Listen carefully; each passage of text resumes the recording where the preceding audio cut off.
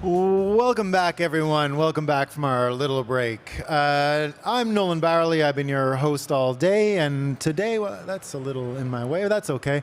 So I'm going to be joined in a few minutes by Danny O'Brien, a senior fellow D-Web strategy, who is a strategist with Filecoin, and we're going to be talking a little bit about the past, present, and future of the web. So everyone, a warm round of applause and welcome for Danny O'Brien. Hey, Nolan. How's it going, Danny? It's going very well. It's Excellent. been a very exciting event. I've been Great. enjoying it. Great. So I want to get us started with a bit of a history lesson here, because we are talking about the past of the internet, and we were just talking backstage a little bit.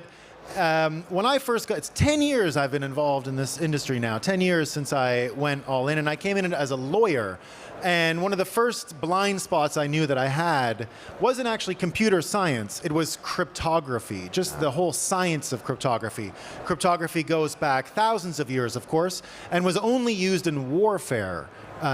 Almost all innovations came from its application to war, of course, sending secret messages. And what happened was, at the end of World War II, you guys all remember that movie, The Imitation Game, all about Turing and everything that went on there. It was the thing that broke the Nazi Enigma encryptor. So what happened after World War II is cryptography was actually made illegal. It was counted as a munition, the same as guns or bullets or rockets, because everyone understood the power of it. And for years, there was nothing to do with cryptography in colleges. You couldn't learn about it. It was still entirely ensconced inside the national security apparatus. And we're joined by someone who fought part of that fight to get it out.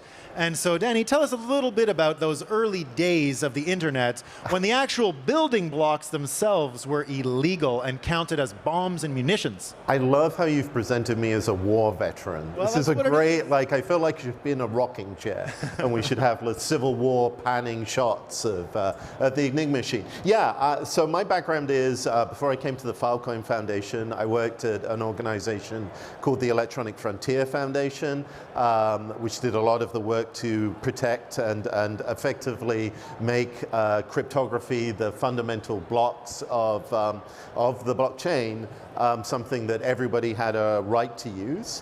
I actually spent some time in the 90s fighting on I guess the British front of that battle. The Five Eyes, the Anglo part of the world, was doing a fairly concerted attempt to limit and restrict cryptography use to within its borders under a huge amount of control. So just to give you an idea of how farcical that was, the very early browsers, the Netscape browser that Mark Andreessen actually partly wrote, had two versions, depending on whether you were American or not. If you were in the United States, you downloaded one kind of browser, and that gave you secure communications with your bank, 128 bits worth of cryptography. And everybody else in the benighted rest of the world had to download a 40-bit copy of the browser, which was weak enough for the NSA to crack. And so there was this ridiculous situation where there was a black market in free software where people were downloading these binaries that were, I guess, supposed to be caught at the border guards that were on every internet node and prevent people from doing that. And people were prosecuted. There were court cases. Dan Bernstein, who wrote some of the encryption that you will use today, had to fight a court case. It was a mess, but we won. So we won crypto war, World War I, and now I guess we're in the sequel, crypto. We're in the World War sequel. II. We're in the sequel of which war, we're not sure. I know, right? We're in another one, for sure. It's like Web 2, Web 3, or we World War 3? I don't know. Yeah, we were talking about that a little bit off stage, just about this concept of the forces that are characterizing the world we're living in now being really about that same struggle. It's about centralization versus decentralization. And you can almost run a line through almost all the conflicts that we have right now. You know, when it comes to freedom of speech, of course, it's running through the filter. Do we centralize it? Do we find a way to decentralize it? We're seeing this same battlefront that is continuing to shape the actual engineering of the network. So you want to mention? So I think that's true. I think that one of the other parts, and perhaps shifting away from this sort of military analogy into something a bit more comfortable, I mean, we've definitely always seen a sort of pendulum swing between centralization and decentralized services. Again, going through the last sort of 20, 30 years, the internet and the web were very specifically designed to be decentralized systems. And I still say today to people that they're sort of the existence proof that you can cooperate, you can build goods and services in a way that doesn't have to have a central controller. And for many people, that was something that they just assumed was an impossibility. And I think many people have had that blinding flash of realization, oh, we don't need a king or a president. We can reach consensus, we can share and work together without somebody specifically in charge controlling or owning all of those assets. I think that that isn't so much a war as two tendencies pulling us one way or the other. I think the things that can turn it into the space of law and politics is almost a failure of our existing systems to really incorporate and represent the needs of people who are building those decentralized systems. And what I mean here is and this is something that we faced in the 90s as well, in the early internet, is that the people who benefited from the internet were not concentrated in any particular country or political constituency, right? That was the point, right? Like it's not like Detroit being the car capital of the world that benefits accrued to people all over. And the problem with that is you don't have a democratic unit that represents that, right? There's no congressperson for Web3, right? There's no particular representative. And when there is, that occurs when things re-centralize up. I mean, the truth is that I think the people fighting the hardest to sort of defend technology and the right of people to innovate often come from places like Silicon Valley, Boston, the innovators themselves. Right, but of course that's the centralized innovators, right? Those are all the people in one place, in one time. And so it's very hard to represent and argue and convey the needs of a community that's very decentralized like this one, and in many ways are talking about future potential rather than like the billion-dollar industries of the present. Or let's say even retreading, you know, we had as a keynote here in 2018, Whitfield Diffie, who is the inventor of public key cryptography. He literally came up with the idea of splitting the keys, the first civilian invention in cryptography that wasn't pioneered by a military apparatus. And of course, he went and testified in the Clipper chip days in the 1990s, was a famous capacity of persuading in the political circles.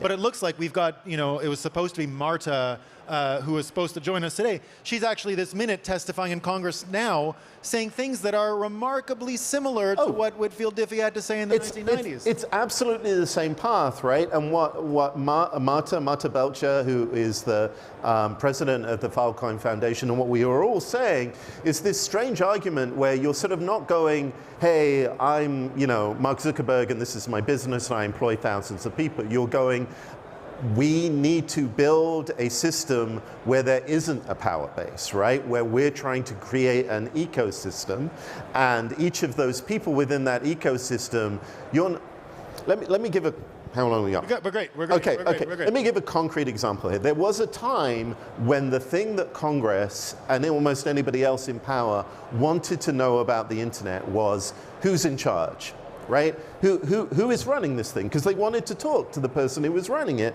so that they could find out what's going on and regulate it. And so we had to do this huge educational thing of going, there, you know, it's not like I have to beg Tim Berners-Lee to put up a website, right? Like the internet doesn't have, it's a collective public endeavor.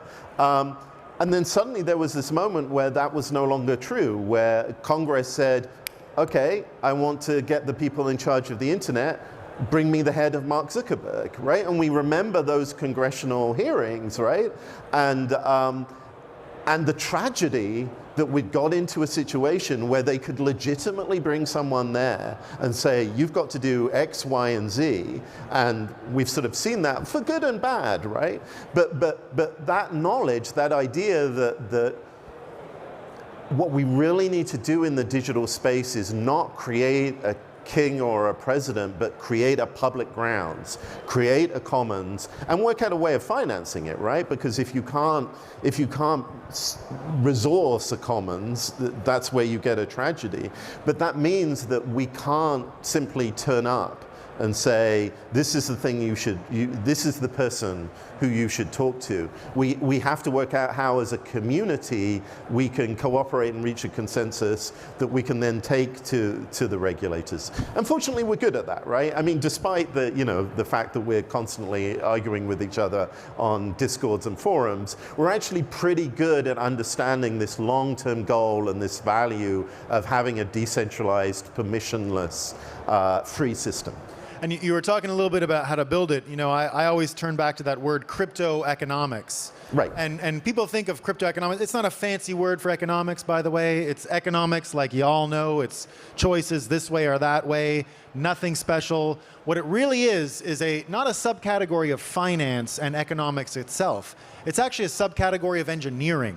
It's a collection of choices, economic choices, this or that extends below the engineering level. So a little bit about what kind of things can actually get built and what's actually happening to amplify these tools right now. Yeah, so at the Filecoin Foundation, we're in this sort of useful position in that we're not trying to change all of finance. We're not leaning into sort of the economics. We're just doing this thing, which is incentivizing decentralized storage. It's the thing that everybody else can use.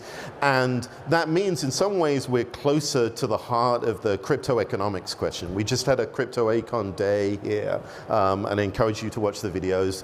Protocol Labs, who's the organization that devised IPFS and Filecoin, put a lot of work into crypto econ, because that's the centrifugal force that keeps these things decentralized, right?